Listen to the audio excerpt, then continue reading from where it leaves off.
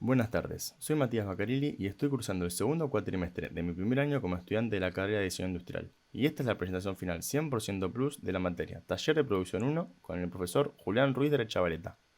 Antes de comenzar, quería contar los puntos en los que se dividirá esta presentación.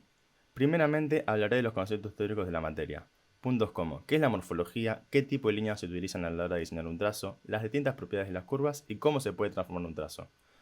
Una vez habiendo dejado los conceptos teóricos claros, pasaré a explicar cómo fueron utilizados estos mismos conceptos a la hora de hacer las maquetas y presentaciones a lo largo de la cursada. Empecemos. Empezando por la definición de la palabra morfología, esta en el entorno de diseño se la conoce como la disciplina que estudia la generación y las propiedades de las formas. Formas como las que vemos en la parte inferior de la pantalla. Estas son el punto, la línea, el plano y el cuerpo. Ahondando un poco más en las definiciones de estas, podemos decir que el punto es la mínima expresión que se puede marcar o expresar con un objeto. A diferencia de lo que entiende la mayoría, un punto no se limita a ser una forma circular pequeña. Es por esto que una línea se la comprende como el producto del movimiento de un punto en un sentido. La misma tiene un inicio y un final, y está compuesta justamente por puntos. Ahora bien, las definiciones de plano y cuerpo son más complejas. Un plano es un objeto de dos dimensiones, es decir, que no tiene espesor, que contiene infinitos puntos y líneas. Conceptualmente se lo puede ejemplificar como una hoja de papel. Por otro lado, el cuerpo es una figura de tres dimensiones, es decir, que contrario a lo que ocurría en el plano, este sí tiene espesor. Algunos ejemplos de cuerpos son los conos, los toroides y los cubos. Otra distinción que hay que hacer acerca de las líneas son los dos tipos de línea que usamos para la construcción y demarcación de las formas. La primera es la línea o estructura abstracta, la cual sirve como matriz para la construcción de la forma.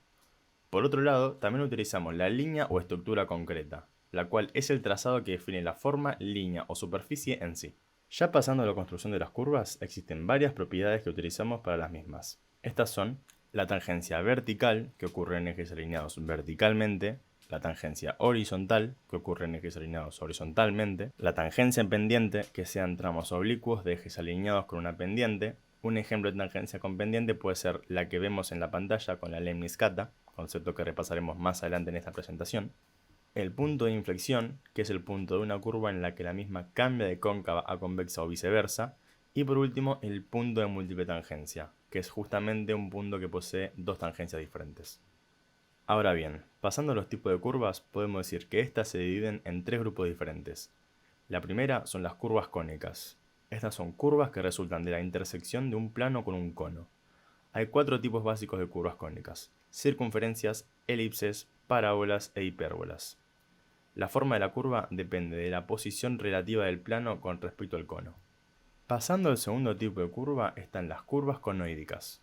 Un conoide es una superficie que se obtiene al girar una curva plana alrededor de un eje que no intersecta la curva. Y como pasaba en el caso de las curvas cónicas, las diferentes curvas surgen del corte de este cuerpo por diferentes planos. Los cuatro tipos básicos de curvas conoídicas son la gota conoídica, el ovoide, la parábola conoídica y la hipérbola conoídica.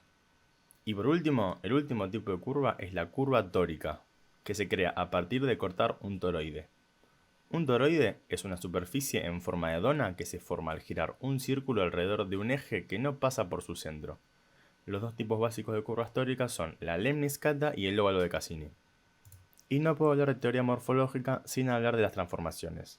Estas son las variaciones que se hacen a un trazo, en este caso marcado en rojo, para cambiar su construcción. Las propiedades que se utilizan son la traslación, la rotación, la reflexión y el escalado.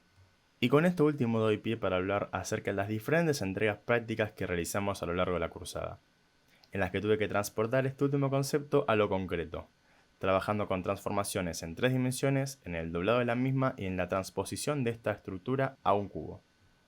Para estas primeras dos maquetas, primeramente se realizó una composición con las diferentes curvas, para después transformarlas utilizando los conceptos antes vistos. Sin olvidar que cada tramo de estas composiciones viene de las formas vistas anteriormente. En este caso, el segmento amarillo viene del ovoide, el verde de la parábola conoídica, el azul de la gota conoídica y el rojo de la lemniscata. En este otro ejemplo pasa exactamente lo mismo. El segmento rojo viene del óvalo, el azul del óvalo de Cassini, el amarillo y el verde del ovoide y el naranja y el celeste de la lemniscata. Pasando para el trabajo final de la materia, debíamos realizar una transformación recubriendo un cubo.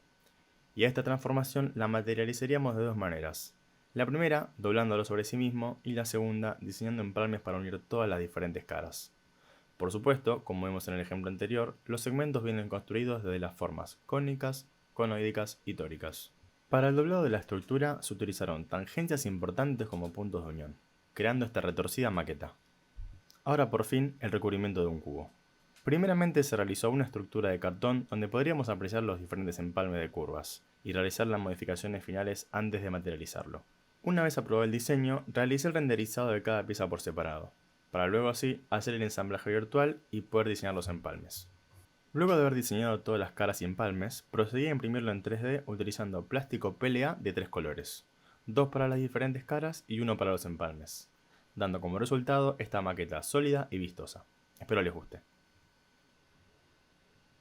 Y así concluyo mi presentación final 100% Plus de la materia Taller de Producción 1. Muchas gracias.